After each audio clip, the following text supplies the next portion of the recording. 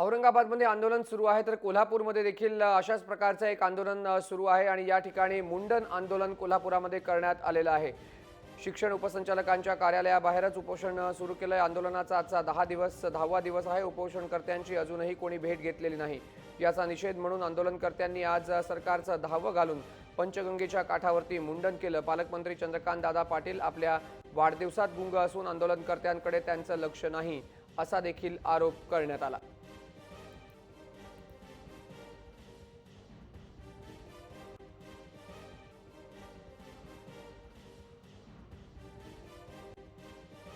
कोल्हापुरातही शिक्षकांचं अशाच प्रकारचं आंदोलन सुरू झालेलं आहे।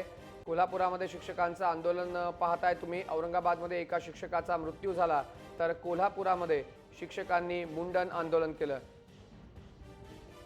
ज्ञानेश्वर म्हात्रे आपल्यासोबत आहेत पुन्हा एकदा उपस्थित। ज्ञानेश्वरजी, तुम्ही शिक्षण मंत्र्यांची जाऊन भेट घेणार होतात। शिक्षण मंत्र्यांची भेट झाली आहे का, आणि झाली असेल तर शिक्षण मंत्र्यांनी काही आश्वासन दिलंय का, काही तोडगा निघणार आहे का? नाही, सकाळी आम्ही 11च्या सुमारास माननीय शिक्षण मंत्री यांच्याशी भेट घेण्यासाठी आम्ही संपर्क साधला होता।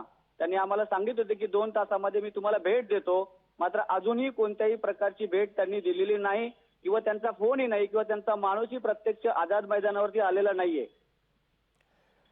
आता पुढचा पवित्रा कसा असणार आहे, कारण औरंगाबादमध्ये एका शिक्षकाचा मृत्यू झाला, कोल्हापुरामध्ये आंदोलन सुरू आहे, तुम्ही देखील आझाद मैदानात बसलेला आहात।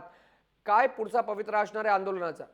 आता आमचा आंदोलनाचा पुढचा पवित्रा म्हटले की आम्ही या ठिकाणी उठणारच नाही किंवा आम्ही आज संध्याकाळनंतर या ठिकाणी कॅन्डल मार्च या ठिकाणी शिक्षण मंत्र्यांच्या घरापर्यंत काढणार आहोत।